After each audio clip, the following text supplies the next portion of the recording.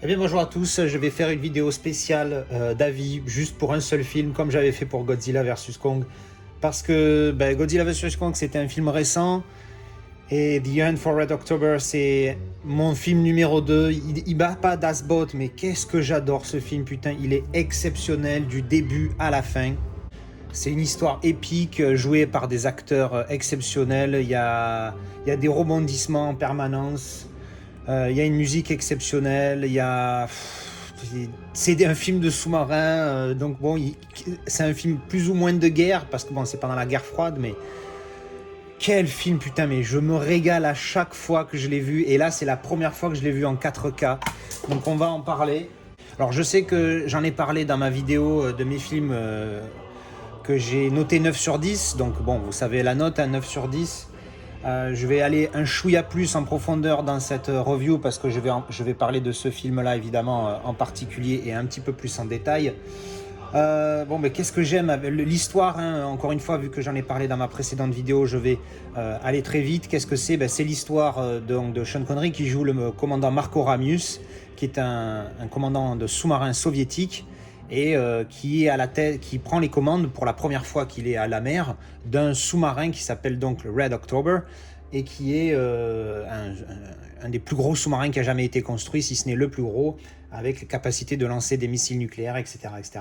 Donc bref, un beau bébé. Donc il part à la mer, seulement en même temps, on se rend compte que il y a des services secrets anglais découvrent des documents, enfin des photos prises de la construction du Red October, donc de l'Octobre Rouge, hein, pour ceux qui sont vraiment des quiches en anglais, où il y aurait des ouvertures dessus et on ne sait pas ce que c'est.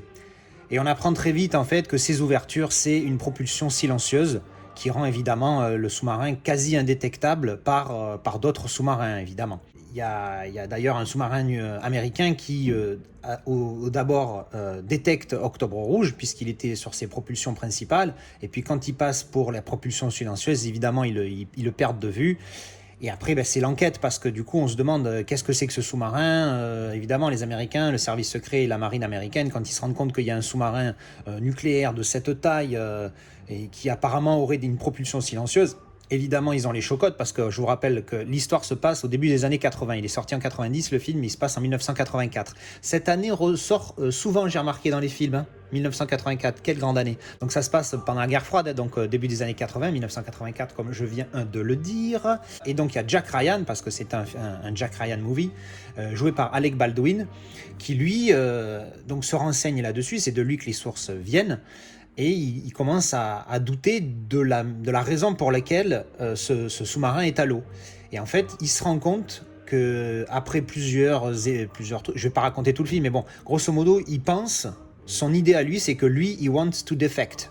Defect, c'est il veut fuir, il veut trahir son pays, il veut quitter, il veut passer à l'ouest, quoi. Il veut passer du côté des Américains. Mais sauf qu'évidemment, personne ne le croit, c'est sa théorie parce qu'il a des raisons d'y penser, vous le comprendrez en regardant le film. Et donc après, il y a cette chasse, d'où le titre, hein, The Hunt, parce que le titre en français, c'est « À la poursuite d'Octobre Rouge ». Alors, c'est mal traduit parce que The Hunt, c'est chasser. Et effectivement, quand vous voyez le film, vous vous rendez compte que ils sont pas à la poursuite d'Octobre Rouge. Ils le chassent vraiment. Alors ça, c'est pas histoire de critiquer le titre, mais pour le coup, c'est pour vous expliquer que c'est ce qui se passe dans le film. C'est vraiment une chasse, pas une chasse à l'homme, mais une chasse aux sous-marins, parce que au final, tout le monde a envie de récupérer, de retrouver ce sous-marin qui est silencieux, qui est quasi introuvable. Mais bon, évidemment, les Américains, eux, ils veulent détruire ce bateau parce qu'ils pensent il peut détruire les États-Unis, hein, s'il lance ses missiles nucléaires, ça peut faire du vilain. Et les Russes, évidemment, ils ne veulent pas que le sous-marin tombe dans les mains ennemies, donc bref, vous comprenez, c'est le bordel. Mais ce film, vous êtes sous tension en permanence, il y a des rebondissements, il y a des détails et tout ça. Franchement, c'est vraiment un pur film. Alors, si vous aimez les films de guerre, alors là, encore une fois, c'est la guerre froide, donc c'est pas tout à fait guerre-guerre, mais si vous aimez les films de sous-marins, vous allez forcément l'aimer. C'est une référence, après Das Boot, bien évidemment. C'est vraiment un pur film. Qu'est-ce que j'ai remarqué dans ce film que j'ai aimé? Alors j'ai pris des petites notes, hein, comme d'habitude lors de mon visionnage. Quelque chose que j'ai souvent noté dans les films où il y a différents protagonistes qui parlent des langues différentes. Donc là pour le coup on est en plein dedans, donc il y a les Américains qui donc évidemment parlent anglais et les Russes qui parlent, je vous le donne en mille, russe. Et évidemment, quand tu regardes le film, pour simplifier les choses, pour que ça soit plus compréhensible pour tout le monde parle la même langue pour simplifier les choses pour le public. La transition est très bien faite parce qu'au début du film, donc, quand on voit les Russes dans leur sous-marin, bon, ils parlent en russe, c'est sous-titré en anglais, tout ça. Bon, sur cette édition, il y a VF, tout ce que vous voulez. Il y a 32 sous-titres différents. J'ai halluciné. Et donc oui, donc au début, vous êtes dans le sous-marin soviétique et donc ils parlent russe entre eux. Et puis à un moment donné, ils vont pas parler russe tout le film parce que sinon, je peux comprendre que ça peut être chiant. Donc du coup, à un moment donné, ils switchent en anglais, enfin ils changent pour l'anglais. Mais c'est très bien fait parce qu'il y a un zoom sur la bouche d'un mec qui est en train de parler en russe et d'un coup, hop, ça fait une superbe transition. Je trouve que c'est très très bien pensé. Et même, donc ça c'est au début du film. À un moment donné, à la fin du film, il y a des Russes et des Américains qui se rencontrent. Donc je n'en dis pas plus pour pas spoiler. Et quand ils se rencontrent, au début, évidemment, il y en a qui parlent anglais, les autres ils parlent russe. Ils parlent pas tout de suite anglais ensemble, c'est pas logique. Mais il y a un dialogue qui est fait, une transition qui est géniale, qui est super bien faite et que on voit rarement dans les films qui sont dans ce genre de situation, parce que la plupart du temps, tout le monde parle la même langue, même si c'est pas très logique. Donc j'ai trouvé ça vraiment pas mal. Quoi d'autre ?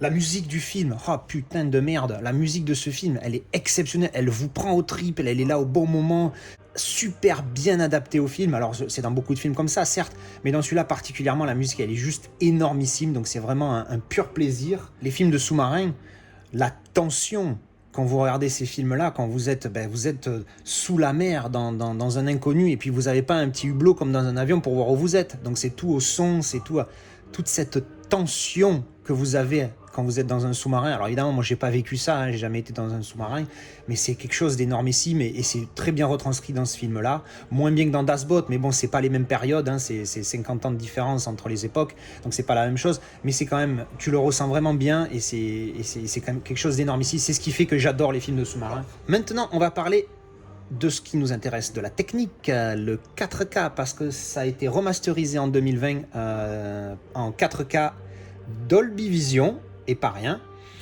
Alors avant de vous en parler, je vais tout de suite mettre le disque Blu-ray dans le lecteur pour voir ce que ça donne comparé au 4K.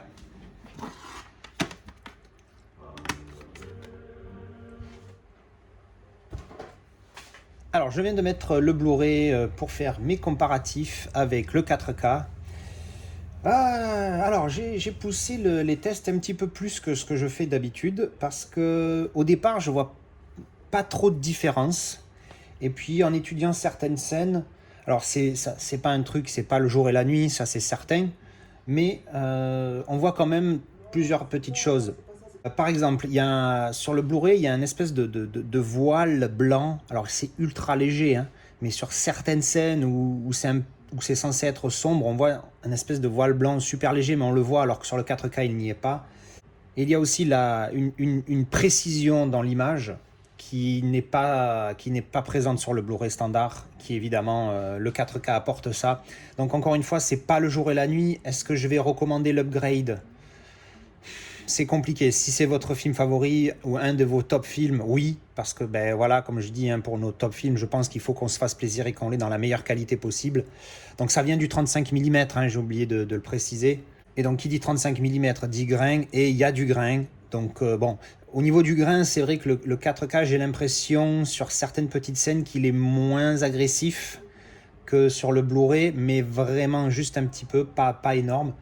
Donc globalement, j'ai envie de dire, voilà, il ne mérite pas l'upgrade, sauf si vous êtes un gros fan du film. Si pour vous, c'est juste un film comme ça, je pense que le Blu-ray suffit largement. Si vous êtes un gros fan du film, par contre, je recommande fortement l'upgrade parce qu'effectivement, on voit une différence. Ce voile blanc en moins, quand même la qualité, hein, qui est beaucoup plus, il est beaucoup plus précis. Hein, j'ai envie de dire, le 4K est bien plus précis que le Blu-ray. Et aussi, il y a une balance des couleurs grâce au Dolby Vision, je pense. Sur le 4K, alors encore une fois, c'est pas flagrant, c'est pas énorme, mais c'est beaucoup plus précis. Encore une fois, précis, c'est le mot, hein, c'est qu'on va chercher la précision de la couleur, la précision du détail sur ce 4K. Le Dolby Vision sur ce 4K-là apporte, je pense, pas mal parce que au niveau des couleurs, que ce soit les visages ou quoi, c'est plus net, c'est beaucoup plus réaliste. Donc franchement, c'est un très bon 4K à mon avis, même s'il est granuleux et que ça m'emmerde, mais c'est comme ça. Je pense pas qu'on puisse avoir ce film en meilleure qualité que ce que vous avez là sur ce disque Ultra HD. Je note aussi une petite scène dans le film, à la fin du film, parce que j'ai regardé ça sur IMDb, donc il a été filmé en 35 mm comme je vous le disais, sauf une scène vers la fin du film, donc je ne vais pas vous expliquer ce que c'est, mais cette scène a été filmée en 70 mm. Et bien là on voit tout de suite la différence. En 70 mm, la qualité est meilleure, il n'y avait pas un pet de grain sur cette scène-là, c'est pour ça que quand je l'ai vu, je fais tiens, qu'est-ce qui se passe? Pas un pet de grain, nickel. Il y a un moment donné, il y a des visages pendant cette scène-là, elle dure quoi, quelques minutes, 2-3 minutes, et il n'y a pas un pet de grain, les visages étaient encore plus nets, plus définis, donc je pense que ça fait la différence, le 70 par rapport au 35 mm, mais en tout cas, cette scène-là en 70 mm a fait pour moi une grosse différence, parce que j'ai vu une différence à l'image, elle était claire et nette, que là, ça m'a sauté aux yeux, tu vois, j'ai dit merde, qu'est-ce qui se passe, c'est beaucoup plus propre, sans pas de grain et tout, donc bon.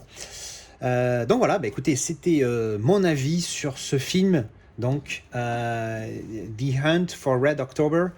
Je vais vous remonter vite fait le steelbook, voilà, que j'avais fait un déballage, mais bon, je vous le remonte comme ça vite fait. Je vais mettre 9,5 pour ce film-là, parce que je le trouve vraiment, vraiment très bon.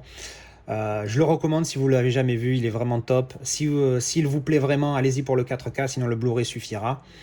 Et voilà, donc c'était mon avis sur le film The Hunt for Red October et sur sa qualité en 4K. J'espère que ça vous a plu. N'oubliez pas que j'ai un Discord dans la description si ça vous intéresse. Et encore une fois, n'hésitez pas à me donner votre avis sur la 4K, sur le film, tout ça. Moi, je suis ouvert, j'aime bien quand on me dit des choses. Et qui sait, peut-être qu'un jour, je serai amoureux du grain. On ne sait jamais, tout peut arriver. Voilà, merci d'avoir regardé et à la prochaine. Ciao!